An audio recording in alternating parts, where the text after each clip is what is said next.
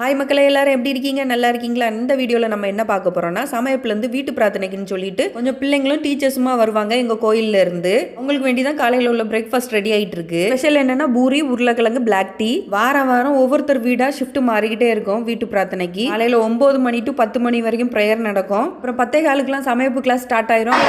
போயிடுவாங்க.